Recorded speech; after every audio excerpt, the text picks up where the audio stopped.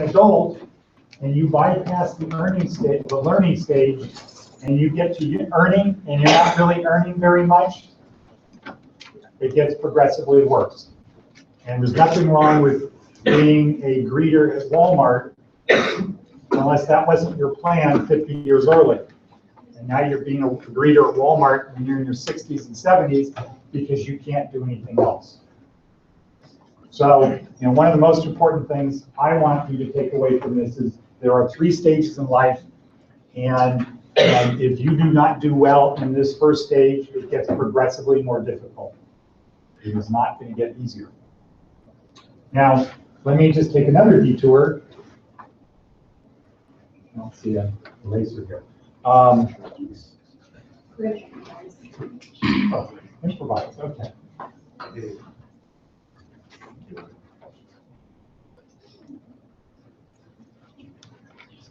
Yeah, I'm going to say there are 3 types of people in the world. Everybody fits into one of 3 categories. And you have to decide what category you want to be in. So the first stage are people who make things happen.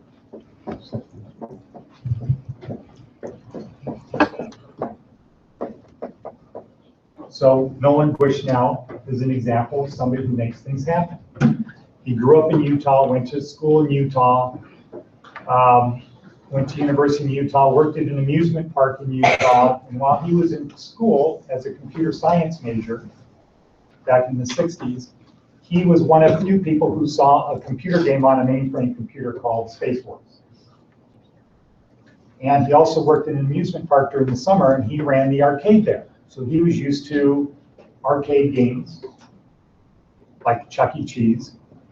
And one day he had this thing, he said, if I could take that Space Wars game that's on this mainframe computer and put it on a thing so people could put quarters into it and play it, I could be rich. And today, what he says is I was probably one of only 5 people in the world that had ever experienced and mainframe computer games, Space Wars. So only one of 5 people in the world. So I had an advantage that I could think of something that other people couldn't. And so he became very passionate, and over the next maybe 4, 5, 6 years, he tried to figure out how do I take this multi-million-dollar mainframe game and get it down so people can play it for a quarter.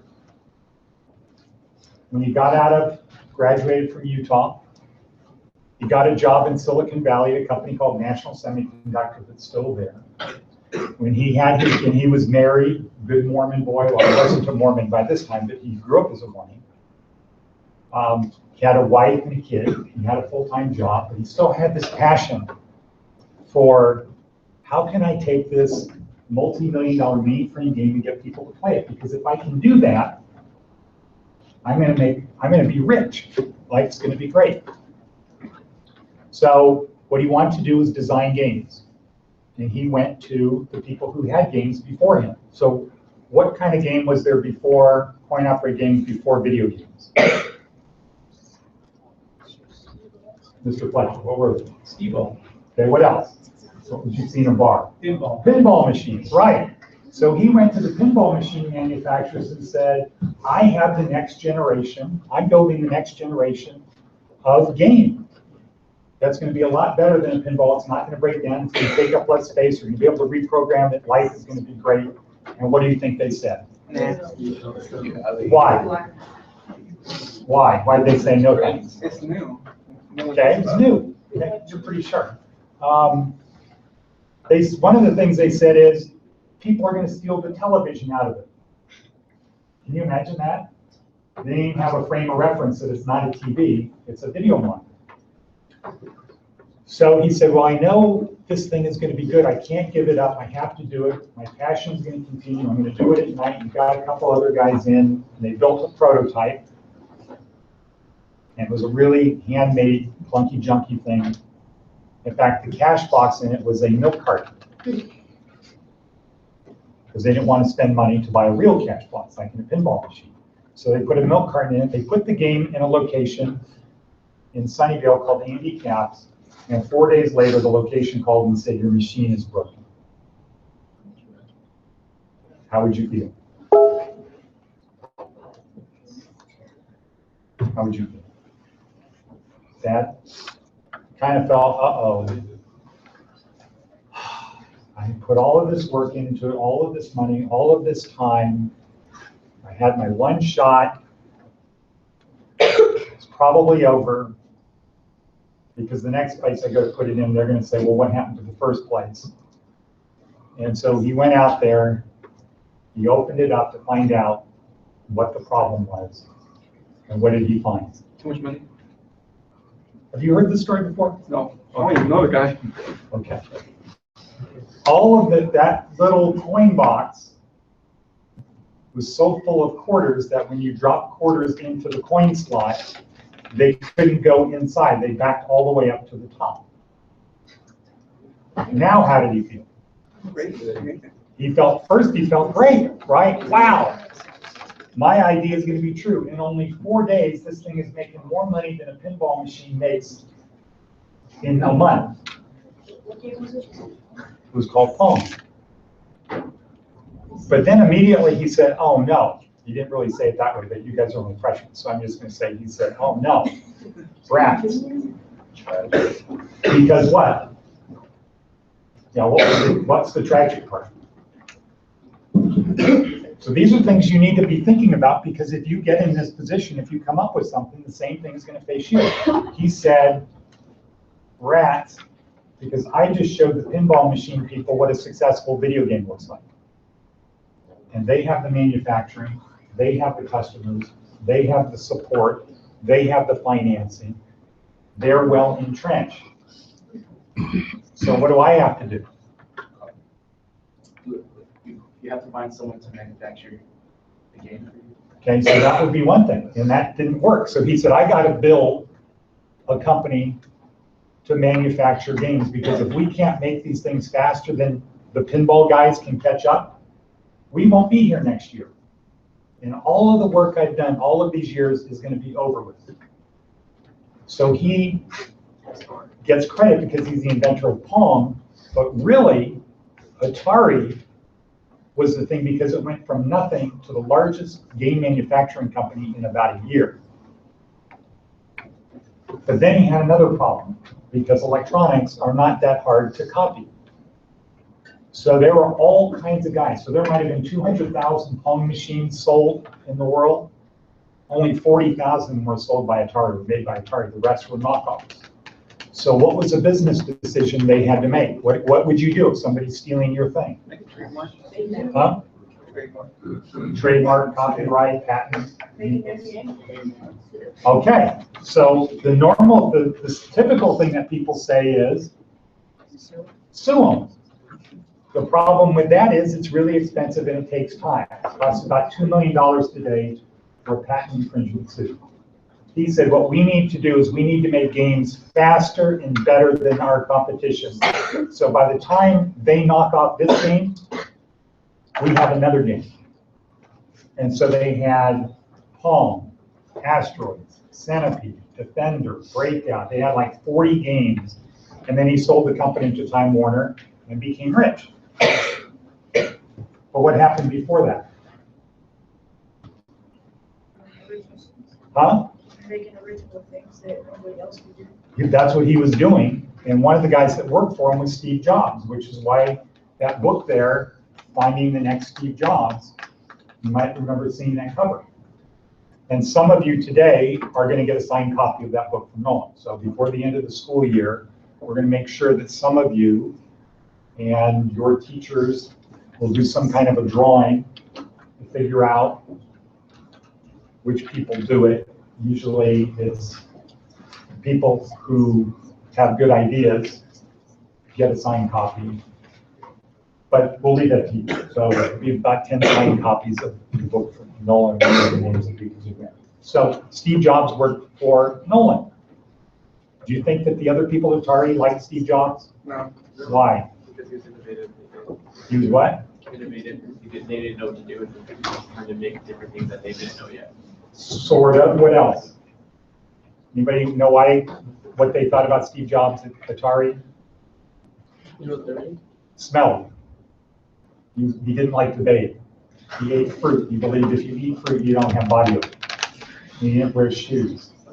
But more than that, he called everybody stupid. He made a point of telling people how dumb they were. And how do you like working with people who say you're stupid? That makes you feel motivated. Makes you feel motivated? You get motivated when people say you're stupid? Okay, well, some people do. I'm going to prove you're wrong. I'm going to demonstrate you're wrong. But so they had an internal thing at Atari, let's get rid of Steve. And Nolan said, no, we can't get rid of Steve because he's talented. We'll just figure out a way for him to work by himself at night where nobody's around. So he can't insult people and no one's going to smell him. And then there's that movie by Ashton Kutcher where he was Steve Jobs. Anybody see that? Okay. You remember this part? Okay. So Ashton Kutcher played Steve Jobs, and this Atari scene was in there. And they gave him an opportunity to make the game, and he did it, and things worked out. So, but Nolan, when he was selling Atari to Time Warner, he said, you know, we're in the wrong end of the game business. We make a video game, we sell it for $2,000, but the guys that buy it from us make $20,000. What should we do? Make video games? Huh? Make video games? They did make video games. Huh? Sell them themselves. So what? Sell them themselves, and you sell them. Okay, so they can become an operator and become an arcade operator.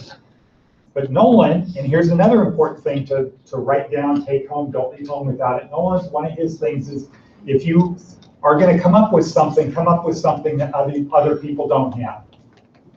And if you've created a product that nobody else has, if your goal is not world domination, what's the point? So what did he do with Pong, with Atari? He became the world's biggest game company.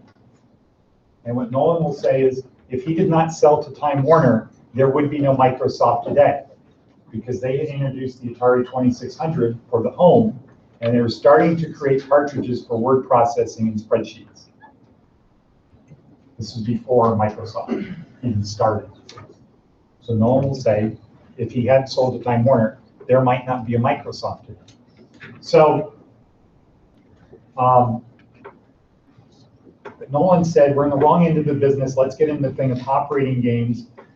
So he said, well, we just don't want to go putting games in bars. Let's come up with an arcade, but we have to do something different because I'm Nolan Bushnell. I'm not, a typical guy that says, let's just do what everybody else does. And he worked in an amusement park when he was in college. So he said, let's make a micro family amusement park. And what would you have in the amusement park besides games? Rides. Rides? Okay. Food? What else? Prizes. Okay. And so he said, yeah, let's have entertainment. Let's make family entertainment. He liked Disneyland. He liked the Enchanted Tiki Room and things like that. So he said, let's put in robot type stuff and have them do stuff. And he said, we're going to call it Coyote Jack's Pizza. So he was at a trade show, and he bought a coyote uniform, a coyote outfit, because they're going to put the robot inside. He said, we'll just start with a costume. So he sent the coyote costume back to Atari and said, okay, guys, make the robot. A couple days later, he called and said, did you get the coyote outfit? And they said, what coyote outfit? He said, the coyote outfit, I sent. And he said, that's not a coyote outfit, that's a rat. And he said, what? Why do you say it's a rat? He said, well, it has a long pink tail, for one thing. So he said, okay, well, we'll now call it Rick Rat's Pizza. How's that sound? Huh? Okay, well, the guys at the marketing department at Atari said, you can't have the name Rat in a restaurant as the name of your restaurant. He said, well, Mickey Mouse. He said, yeah, but mice are cute. Rats are not cute. You can't have a rat. So he said, okay, guys, go back figure out a new good name. They came back and they said, well, we have a 3-smile name. What's the name? Chuck E. That's Chuck E. Cheese. That's a 3-smile name. You can't say Chuck E. Cheese without having your mouth go into a smile. So, kind of a lesson from that about people making things happen. Kind of the lesson from that about making things happen is this is a guy who just kept moving forward towards a goal. And then, were there any setbacks in that? Yeah, there were a lot of setbacks, but he just kept moving forward. Steve Jobs, same thing. So what Nolan will say about Steve Jobs is that if Steve Jobs said, I'm going through that wall is coming down. If Steve Jobs says, I'm going through that wall is going to come down, because that's how committed Steve Jobs was as a guy, despite the fact that he was very insulting to people and really didn't like to bathe, and didn't care about people. So the first type of people are people who make things happen. It's not always easy, and it's not always fun to be one of these people, but at the end, it's probably more worthwhile, because money isn't everything. Now, so what's the second type of person? What's your name? Jonathan. Jonathan? Okay, what's the second type of person, Jonathan? Because you're pretty good at having this mind meld. I feel like you influence someone else.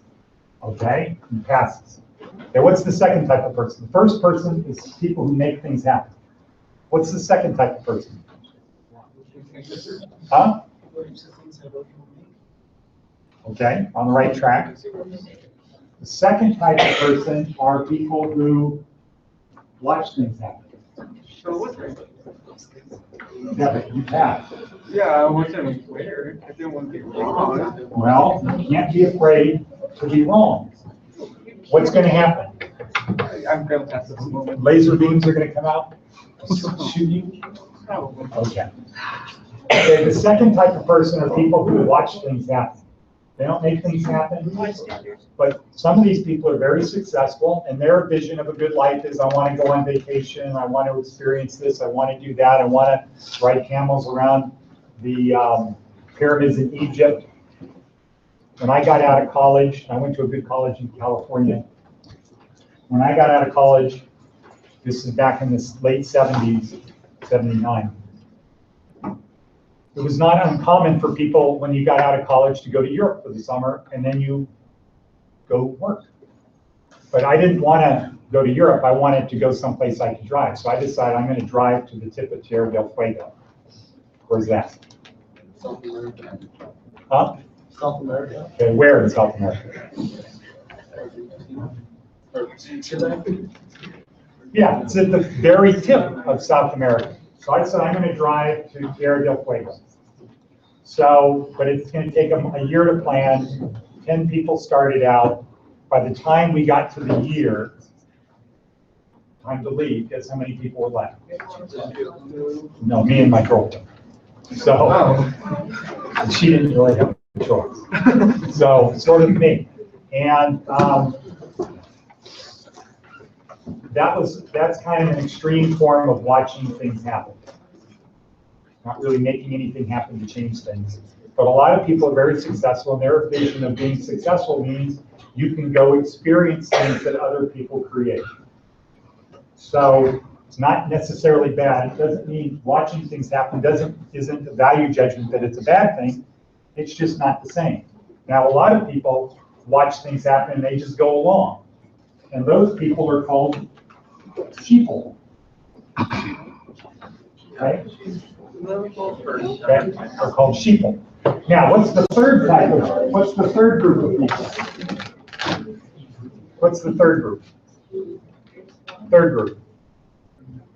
Jonathan. People that wait for things to happen. Okay, that's a good guess. You're on the target, not in the bullseye. You're on the target. Huh? Let things happen. Okay, a little bit closer.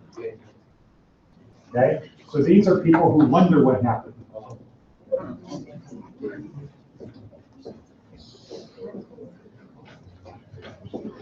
Guess where most of the students I teach that went to prison, or they're homeless, or they're veterans that live in homeless shelters, guess what? Which of these categories they live in? Wonder what happened. Huh? Wonder what happened. Yeah. They wonder what happened. Well, the prisoners just need to make things happen because, you know. That's what you would hope, They but no, they didn't. They really wonder what's going on. Yeah, this is totally off topic, but don't get the idea that smoking marijuana does not impact you. 100% of the people that are in prison take drugs. 80% of the crimes that people go to prison for are related to drugs. And most of our students, if we say, should marijuana be legalized, everybody raises their hand. And I say, well, why? They say, well, there's nothing wrong with it. It makes you mellow. It does stuff like, you know, it just takes the edge off. Makes school fun? Okay. So that's what people say. But the reality is, if there is not this sense of urgency and problems and adversity and overcoming things, guess what wouldn't exist? Nothing was done. Technology. Okay, computers. What's the story of Thomas Edison and the light bulb? What was the problem? Huh? Well, what was the problem with the light bulb? Kept failing. Why? Why was it failing? What was the problem with the light bulb? Thomas Edison might have tried 3,000 different solutions. What did? The filament. Okay, why did the filament burn out? Okay, they didn't know. So they kept trying different things, but the filament would keep burning out. Huh? Success and fail. There's a fine line between both of them. What? There's a fine line between failure and success. Well, okay, so yeah, it's a semantic thing, and what you mean. So a lot of people say failure only occurs when you give up. Otherwise, it's just a setback. But what was the problem with the light bulb? They couldn't get the filament to not burn out. What are the three things you need for fire? Oxygen. Okay, so yeah, the key one was oxygen. So the problem was the filament kept burning out because what? It had oxygen in there. What happens if you light a candle and you put a jar over it? The candle's going to go out, period, right? Because you burn the oxygen off. Once they figured out, hey, let's try to do this thing with no oxygen in the light bulb, what didn't happen? Filament didn't burn out because there was no flame. But what do you think Thomas Edison would have done if he said, you know, let's go have a joint? Let's go light a bulb. You probably screwed up your board. We'd still be using candles.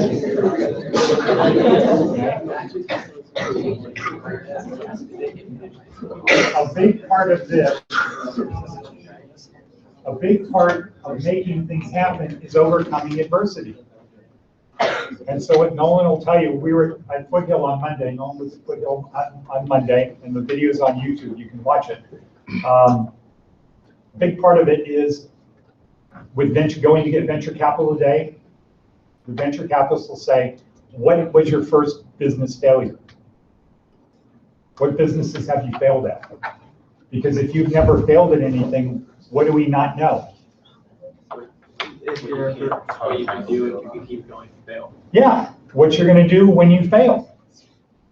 Are you going to be wah, mommy, I'm going home? No. So they don't know. So Nolan will say adversity is a big part, a big part of making things happen, because you have to overcome adversity. So one of the things Nolan is famous for, if you do a Google search on Nolan Bushnell quotes, is everybody has an idea when they're in the shower. It's what you do when you get out of the shower with that idea that makes the difference. And it's about overcoming adversity. So, oh, here's something kind of cool. Yesterday was a very historic day in the world, and it happened to have something happen here. There was a Kitty Hawk moment yesterday. What was that? Huh?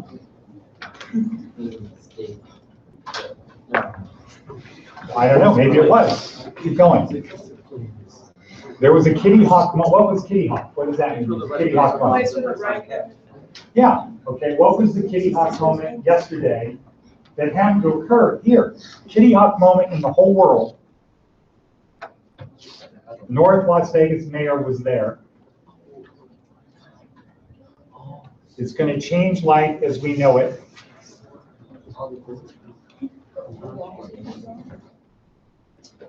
Okay, so if Nolan was here, like what he said at football was, why don't you know this? Why don't you know? What happened yesterday? You know? Huh? Okay. Mass transport thing? Yeah, I forgot. Okay, so good. Not a bullet. Bullet is obsolete. Yesterday, the Kitty Hawk moment, this is something that's going to affect all of your life. By the time you're my age, 29, I just look old. By the time you're my age, your life is going to be far different than it is today. So far different than it is today, you're going to look back and say, God, I can't believe it's changed that much. The Kitty Hawk moment yesterday was the first public experiment of the Hyperloop. What's the Hyperloop? The Hyperloop. Okay, wait, hold on. Because this is gonna change all of our lives. This Hyperloop is the new type of high-speed transit. Not a train, goes on train tracks, magnetic levitation, but it's in a vacuum tube, so there's no what? No. Friction, right, friction is reduced. So this thing went from 0 to 116 miles an hour in 1.1 seconds. It's going to go 700 miles an hour. People are going to be able to commute from LA to San Francisco in 30 minutes. And here's how it works. Half the way you're accelerating, you could get up to Mach 2. The other half, you're decelerating. And what happens when you're decelerating? Creating friction, right? What can that be used for? To recharge. What can you recharge the battery? So you have something that will cost almost nothing to operate. It's sustainable. Huh? It's self-sustainable. Almost. Not completely. It's not completely. But you will be able, when you are my age, people will be able to commute from Montana to work in Las Vegas. Wouldn't that be cool? What do you think it's going to look like on the inside? Regular trains. No? Huh? It's like from 4 to 6 people. Okay, but what's it going to look like when you're on the inside? What'd you say? No, what's it going to look like when you are on the inside? Not what does the instrumentation look like? Okay, here's what it's going to look like. Here's what it's going to look like.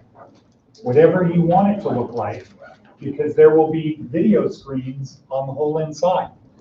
So if you want to program it that you're flying through outer space, or you're in a stagecoach going through the Wild West, or there's a high-speed chase with you and the Indians, or you're sailing around the pyramid, that's what it's going to look like. Now, what does that mean for people that are in computer class? More jobs. Doing what? Programming. Yeah, guess what? Somebody's got to create all of those scenarios. Wouldn't that be cool to do that? You live in Montana, you wake up, you go to bed, the mountains are there, beautiful sunset, lakes, whatever. Get on, you drive down to the Hyperloop, get in your pod.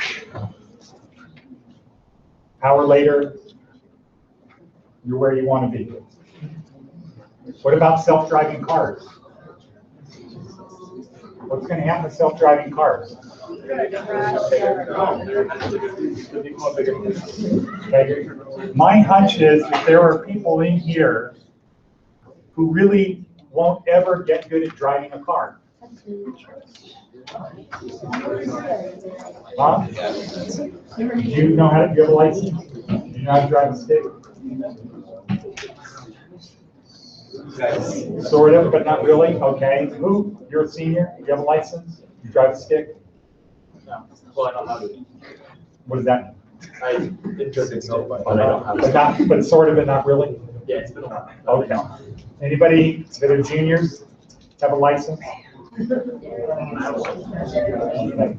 you learn to drive a stick? I have one now. You have one now. Okay. So there you go.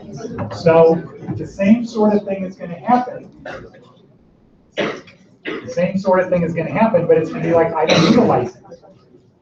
Like, do you feel, what's your name? Uriel? Okay, do you feel you need to learn how to drive a stick? Yes. You feel you need to? You need to? Or you don't need to? It's just a thing you want to. But you don't need to. So when I was growing up, you really had this kind of need to drive a stick, right? You kind of really weren't adequate if you couldn't drive a stick. Okay? But in the future, it's going to be, I don't really need to even know how to drive. Why do I need to drive? What is your self-driving car going to do for you? What else? Okay, who's good at math in here? You drive 30 miles a day. How many hours a day do you use your car? Approximately. About an hour a day. Okay. What is your car doing the other 23 hours? Okay. Now, in the future, when you have a self-driving car, what is your car going to do after it drops you off at work? Okay, run errands? Like what? Huh? Do you think you're ever going to need to go to a gas station? It'll go on its own. How about me? Huh? Okay, what if somebody says to you, sign up for my app? I have an app here, and let us rent your car from you because we have some little old ladies that want to go from the thing where they live, the nursing home. They want to go get their hair done. And we'll pay you $20 to borrow your car for now. We'll pay you $200 a month to use your car when you're not using it. Okay?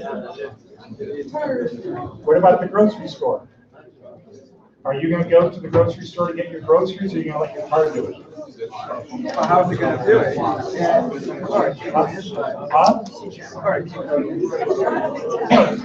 Okay. All right. Hold on. How much time do we have?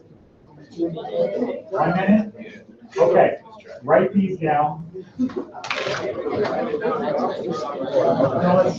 Do we have that? Yeah. It's on that stuff. Write these down. And check these out. They're on this side also. Picture of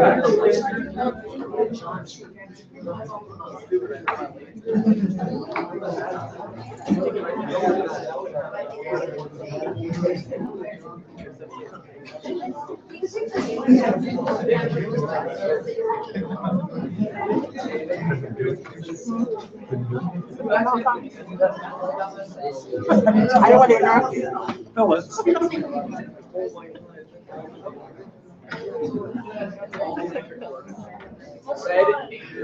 you invite Nolan? Okay, so we're going to try to get Nolan here before the end of the year. My assistant had the thing going, but she didn't tell me that it was on. Oh, hi. So I did not. We'll have everybody say hello.